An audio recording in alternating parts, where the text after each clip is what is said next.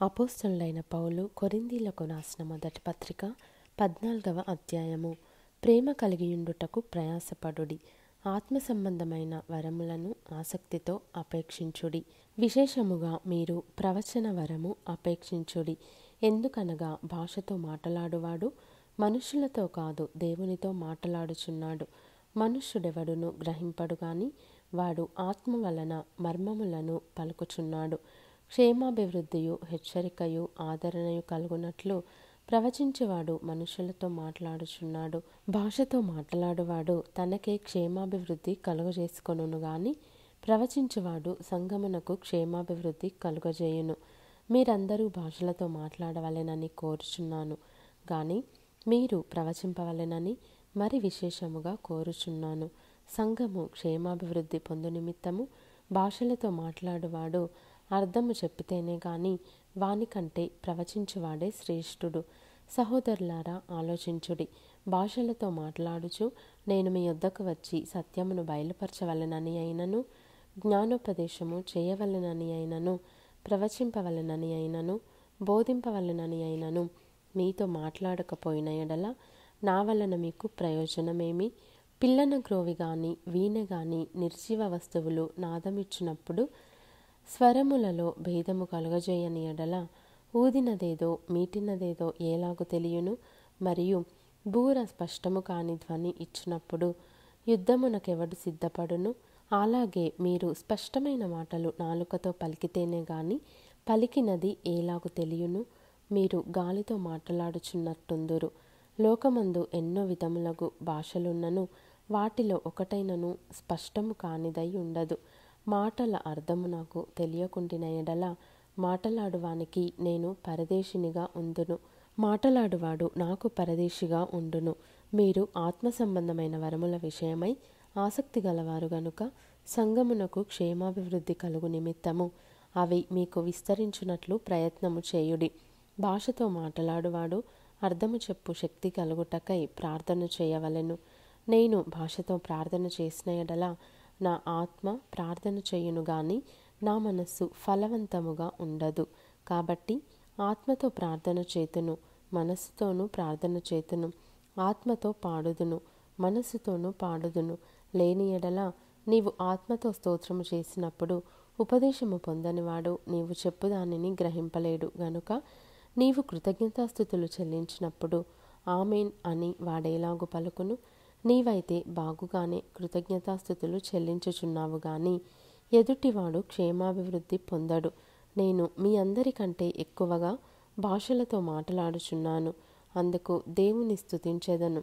అయినను సంఘములో భాషతో 10,000 మాటలు పలుకుట కంటే ఇతరులకు బోధ కలుగునట్లు నా మనస్సుతో 5 మాటలు పలుకుట మేలు. సహోదరులారా, మీరు బుద్ధి విషయమై పసిపిల్లలు కాక దుష్టత్వము విషయమై శిశువులుగా ఉండుడి. బుద్ధి విషయమై పెద్దవారలై ఉండుడి. అన్య భాషలు మాట్లాడు జనుల ద్వారాను పరజనుల పెదవుల ద్వారాను ఈ జనులతో మాట్లాడుదును. అప్పటికైనను వారు నా మాట వినకపోదురు అని ప్రభువు చెప్పుచున్నాడని ధర్మశాస్త్రంలో వ్రాయబడి ఉన్నది. కాబట్టి భాషలు విశ్వాసులకు కాదు, అవిశ్వాసులకే సూచకమై ఉన్నవి. ప్రవచించుట అవిశ్వాసులకు కాదు, విశ్వాసులకే సూచకమై ఉన్నది. సంఘమంతయు ఏకముగా కూడి అందరూ భాషలతో మాట్లాడుచుండగా ఉపదేశము పొందని వారైనను అవిశ్వాసులైనను లోపలికి వచ్చిన ఎడల మీరు వెర్రి మాటలాడుచున్నారని అనుకొందురు కదా.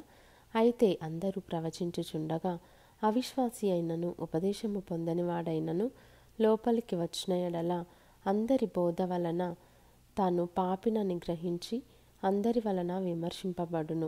అప్పుడు అతని హృదయ రహస్యములు బయలుపడును.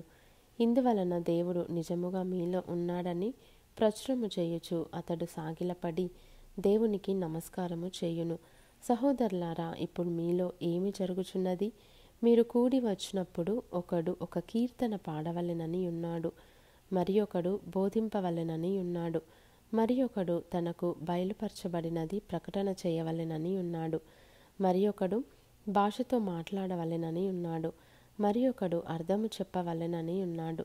సరే, సమస్తమును క్షేమాభివృద్ధి కలుగుటకై జరుగనీయుడి. భాషతో ఎవడైనను మాటలాడితే ఇద్దరు అవసరమైన ఎడల ముగ్గురికి మించకుండా వంతుల చొప్పున మాటలాడవలెను. ఒకడు అర్థము చెప్పవలెను. అర్థము చెప్పువాడు లేని ఎడల అతడు సంఘములో మౌనముగా ఉండవలెను గాని తనతోనూ దేవునితోనూ మాట్లాడుకొనవచ్చును. ప్రవక్తలు ఇద్దరు ముగ్గురు మాట్లాడవచ్చును. తక్కిన వారు వివేచింపవలెను. అయితే కూర్చున్న మరి ఒకనికి ఏదైనను బయలుపరచబడిన ఎడల మొదటివాడు మౌనముగా ఉండవలెను. అందరూ నేర్చుకొనున్నట్లును అందరూ హెచ్చరిక పొందునట్లును మీరందరూ ఒకని తరువాత ఒకడు ప్రవచింపవచ్చును. మరియు ప్రవక్తల ఆత్మలు ప్రవక్తల స్వాధీనంలో ఉన్నవి. అలాగే పరిశుద్ధుల సంఘములన్నిటిలో దేవుడు సమాధానమునకే కర్త గాని అల్లరికి కర్త కాడు. స్త్రీలు సంఘములలో మౌనముగా ఉండవలెను. వారు లోబడి ఉండవలసినదే గాని మాటలాడుటకు వారికి సెలవు లేదు. ఈలాగు ధర్మశాస్త్రమును చెప్పుచున్నది. వారు ఏమైనను నేర్చుకొనగోరిన ఎడల ఇంట తమ తమ భర్తలను అడగవలెను. సంఘములో స్త్రీ మాటలాడుట అవమానము. దేవుని వాక్యము మీ యొద్ద నుండియే బయలువెళ్ళెనా? మీ యొద్దకు మాత్రమే వచ్చెనా? ఎవడైనను తాను ప్రవక్తనని అయినను ఆత్మ సంబంధినని అయినను తలంచుకొనిన ఎడల నేను మీకు వ్రాయుచున్నవి ప్రభువు యొక్క ఆజ్ఞలని అతడు దృఢముగా తెలుసుకొనవలెను. ఎవడైనను తెలియనివాడైతే తెలియనివాడుగానే ఉండనిమ్ము. కాబట్టి నా సహోదరులారా, ప్రవచించుట ఆసక్తితో అపేక్షించుడి. భాషలతో మాటలాడుట ఆటంకపరచకుడి గాని సమస్తమును మర్యాదగాను క్రమముగాను జరుగనీయుడి.